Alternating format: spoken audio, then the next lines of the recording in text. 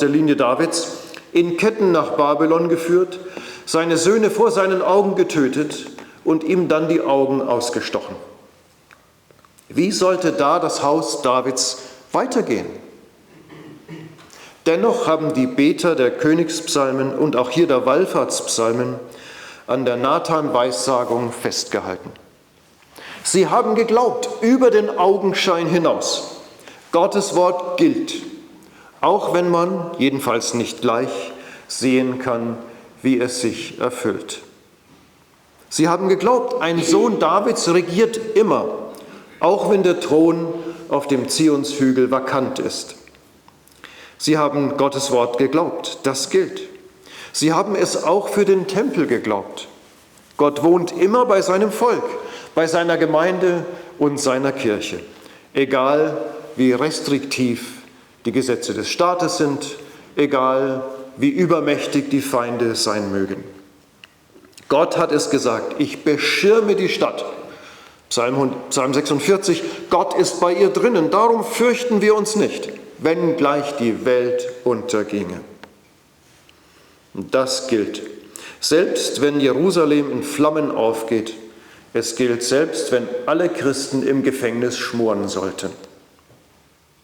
Es ist paradox, aber so ist die biblische Vorstellung von Geschichte in dieser irdischen Welt. Da hat David vor Absalom von Jerusalem weg fliehen müssen, aber er blieb König Israels. Und an Weihnachten feiern wir, dass der Herr der Welt in ärmlichen Verhältnissen geboren wird. Er wird in eine Krippe gelegt und er ist doch der, dem alles gehört. Glaube über den Augenschein hinaus. Der Herr der Welt hängt am Kreuz, gekrönt mit einer Dornenkrone. Und er hat die Welt dennoch nicht dem Teufel überlassen. Vielmehr hat er sie gerade dort, wo es nach einem Sieg des Teufels aussah, dem Teufel entrissen. Die Gemeinde Jesu ist bedrängt, doch gerade dort, wo sie verfolgt wird, lässt Gott sie umso mehr wachsen. Das alles sehen wir über den Augenschein hinaus, durch den Glauben an das Wort Gottes. So sehen wir, wie groß das Spektrum Gottes ist, auch in der Geschichte, nicht nur in der Natur. Luther sprach von diesem Sub contrario, unter dem Gegenteil, unter dem Gott sich zeigt. Auch wo es nicht so scheint, selbst da, wo Sünde im Spiel ist, auch da ist die göttliche Lenkung der Geschichte zu finden. Damit ist Sünde immer noch Sünde, Sünde wird bestraft, steht unter dem Zorn Gottes. Aber Gott gibt auch trotz der Sünde, trotz des Wirkens des Teufels, die Lenkung der Geschichte nicht aus der Hand. Sub contrario, unter dem Gegenteil mag es scheinen, dass Gott abwesend ist. Aber er ist es nicht. Paulus sagte, Christus ist mein Leben, Sterben ist mein Gewinn. Im Tod das Leben finden, das war über den Augenschein hinaus die Tugend der Psalmen, die Tugend der Christen bis zum Martyrium. Noch beim Abendmahl feiern wir es. Brot und Wein zeigen uns, dass Leib und Blut Christi zweierlei sind. Sie sind getrennt. Das Blut hat den Leib verlassen, der Leib ist tot. Aber in uns kommt es wieder zusammen und dient uns zum neuen Leben. Damit wir Menschen über den Augenschein hinaus glauben können, sind sehr starke Gottesworte nötig. Das Gotteswort aus Psalm 132 legt uns einen doppelten Treueschwur vor. Ein Schwur Davids, das sind die ersten Verse, und die Antwort Gottes ebenfalls in einem Schwur im zweiten Teil. Was schwört David? David schwört, sich bis zum Letzten zu engagieren, nicht zu ruhen, seinen Augen keinen Schlaf zu gönnen, bis Gott seine Ruhestätte in Israel gefunden habe. Davids Sorge um das Haus Gottes war berechtigt, das hat Gott angesehen, aber das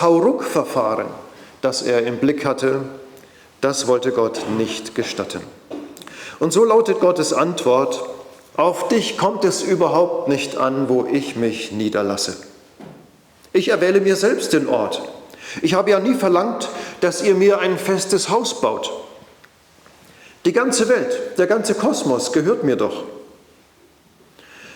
Du unterliegst offenbar einem heidnischen Denken, wenn du einem steinernen Haus so eine große Wichtigkeit beimisst. Der erste Märtyrer Stephanus hat den Juden später den gleichen Irrtum entgegengehalten. Er bezieht sich auf unseren Psalm und sagt: David fand Gnade bei Gott und hat darum, dass er eine heilige Stätte finden möge, und bat darum, dass er eine heilige Stätte finden möge für das Haus Jakob. Aber der Höchste wohnt nicht in Tempeln, die mit Händen gemacht sind. Wie der Prophet spricht, jetzt zitiert Stephanus Jesaja: Der Himmel ist mein Thron und die Erde der Schemel meiner Füße. Was wollt ihr mir denn für ein Haus bauen, spricht der Herr? Oder was ist die Stätte meiner Ruhe? Hat nicht meine Hand das alles gemacht? Soweit Stephanus, Apostelgeschichte 7. Man kann es noch allgemeiner fassen. Solange es noch keinen Tempel gab, ging es der Frömmigkeit Israels besser als in Zeiten, wo dann ein Haus da war, an das man seine Frömmigkeit delegieren konnte. Das sollten wir uns auch fragen. Findet unser Glaube vor allem am Sonntag in einem Kirchengebäude statt, wo wir dann recht andächtig werden wollen? Oder nehmen wir den Glauben an jedem einzelnen Tag der Woche ernst? Delegieren wir das Bibellesen, Beten, Lehren, Buße tun an den Sonntag und damit an ein Gebäude? Oder suchen wir Gottes Angesicht von Tag zu Tag? Vertrauen wir doch nicht auf Gebäude. Die können schneller genommen werden, als man denkt. An dieser Stelle sozusagen als Fußnote: Es gibt eine Reihe aktueller Skandale, die daran erinnern, dass Gebäude schneller genommen werden können, als man denkt. Da ist eine junge Gemeinde in Hannover, die wegen nachträglichen und sinnlosen Brandschutzvorschriften ihren Gottesdienst nicht mehr im eigenen Gemeindezentrum feiern kann. Sie muss trotz großer Kälte auf ein Zelt nebenan ausweichen. Das sollte so ein Fingerzeig sein. Auch aus der Schweiz höre ich von Behörden, die an manchen Stellen die Zügel anziehen und durch teilweise hanebüchende Finanz- und Brandschutzvorschriften christliche Privatschulen behindern.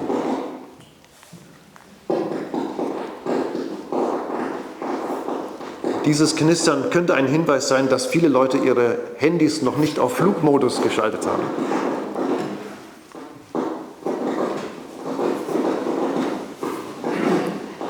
Vielleicht prüfen Sie mal in Ihren Handys, ob Sie es im Flugmodus haben.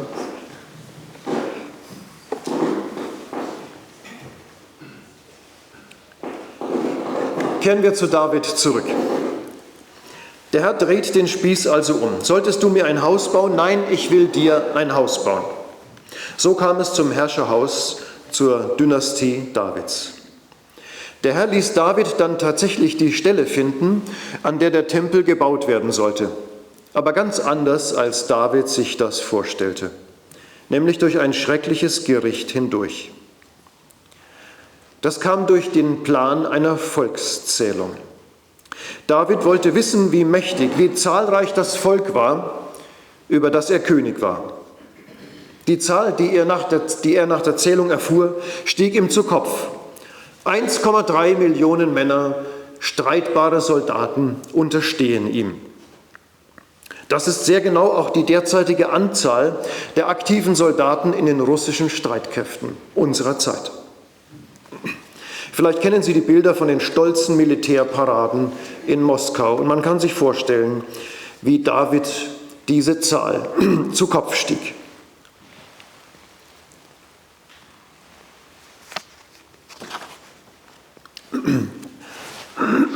David merkte selbst, dass sein Stolz nicht recht war. Denn was hast du, was du nicht empfangen hast? 2. Samuel 24 erzählt, dass das Herz ihm schlug. Er suchte Gottes Vergebung, aber das Gericht Gottes konnte er hier nicht mehr aufhalten. Hochmut kommt vor dem Fall. Eine Pest kam über Israel, 70.000 verloren ihr Leben. Davids Sehnsucht, alle Kräfte zu mobilisieren, um eine Stätte für die Wohnung Gottes zu finden, fand so ein unerwartetes Ende. Gott selbst hatte ihn zur Volkszählung gereizt und ließ ihn so den Tempelplatz finden, durch ein sündhaftes Geschehen hindurch. Wo die Sünde groß ist, da ist für den, der die Sünde als Auflehnung gegen den heiligen Gott erkennt und bereut, die Gnade umso größer. Spulen wir 1000 Jahre weiter in die Zeit der Geburt Jesu Christi. Mit der Volkszählung unter Augustus geschah etwas ganz Ähnliches. Der römische Kaiser mit dem Namen Größer werden, Augustus, ließ eine Volkszählung mit Registrierung der Vermögen durchführen. Ähnlich wie die EU heute mit einem zentralen Vermögensregister beginnt, um ihre Kontrollmöglichkeiten zu erweitern. Aber durch dieses Geschehen hindurch, bei Augustus, fanden Maria und Josef den Stall zu Bethlehem. Und so konnte sich die Verheißung Michas über den Geburtsort des Messias erfüllen. Gott kann auch hier die Sünde, den Hochmut eines Kaisers in Dienst nehmen, um die Geschichte zu seinem Ziel zu bringen. In den Versen 6 bis 10 setzt sich das Gebet der Gemeinde fort. Aus Zeitgründen weise ich nur auf Vers 10 hin, wo es heißt: Weise nicht ab das Antlitz deines Gesalbten, um deines Knechtes David willen. Wenn wir zu Gott im Namen Jesu Christi beten, setzen wir dieses Gebet fort. Denn Beten im Namen Jesu bedeutete zur Zeit des Alten Testaments Beten im Namen Davids oder grundsätzlicher Beten im Namen des Gesalbten. Gesalbter heißt griechisch Christus, hebräisch Messias. Auch auf diese Weise wird klar, dass das Glaubensleben des alttestamentlichen Gläubigen, wie Paulus es an Abraham verdeutlicht, nur in bestimmten Formen vom neutestamentlichen verschieden war. Der zweite Teil des Psalms ab Vers 11 nennt den Schwur Gottes. Davon ist dieser zweite Teil bestimmt. Und Gottes Antwort auf das Gebet der Gemeinde lautet: Ja, das Antlitz des Gesalbten werde ich nicht abweisen. Im Gegenteil, ich verknüpfe meine Ehre mit diesem Königtum aus dem Hause Davids. Gott geht präzise auf die Not der Gemeinde ein.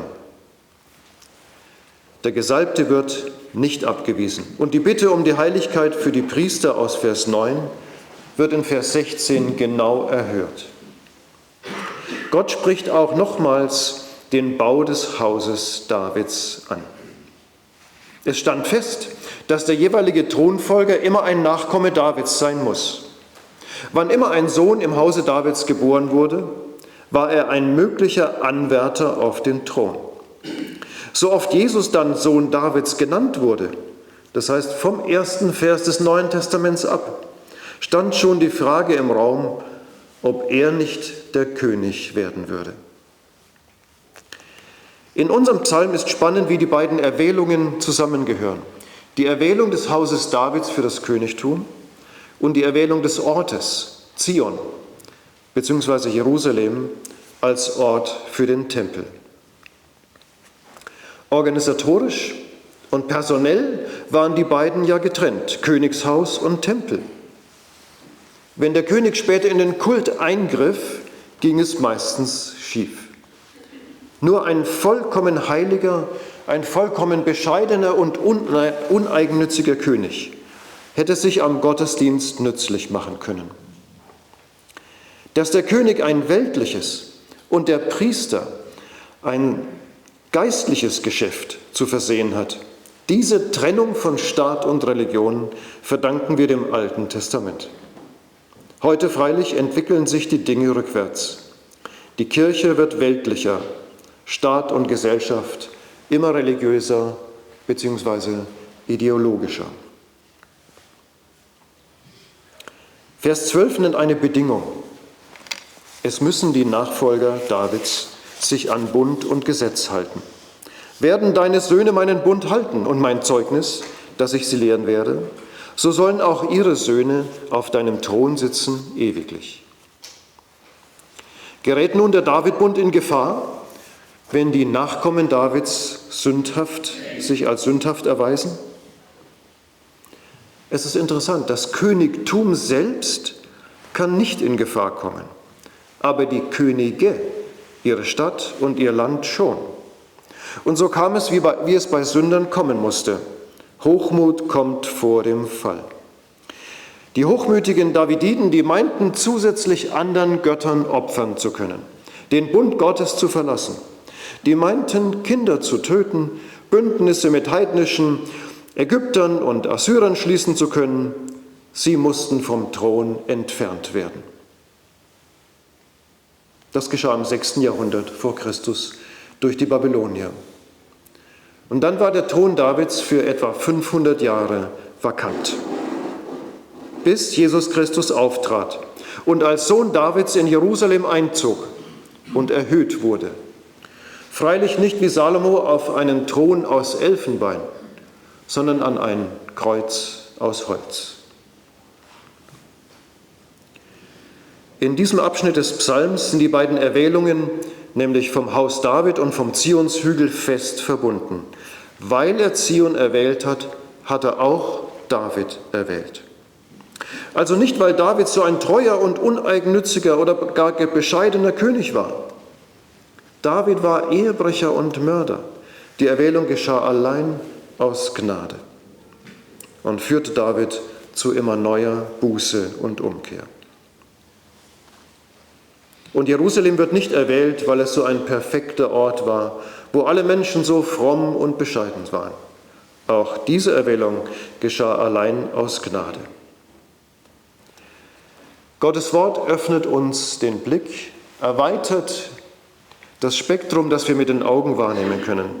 Gottes Wort zeigt, Jerusalem ist erwählt als Mitte der Welt, von dort soll Segen ausgehen. Im Wallfahrtspsalm 134 heißt es, der Herr segne dich aus Zion, der Himmel und Erde gemacht hat. Und Jesus sagt später, das Heil kommt von den Juden. Es wird von dort die Mission ausgehen in alle Welt.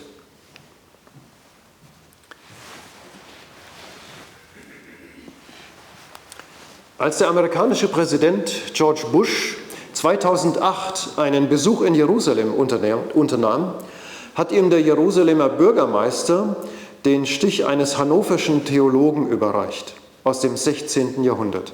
Hier wird die ganze Welt als Kleeblatt dargestellt, mit den 3 vor allem bekannten Kontinenten, Europa, Afrika und Asien.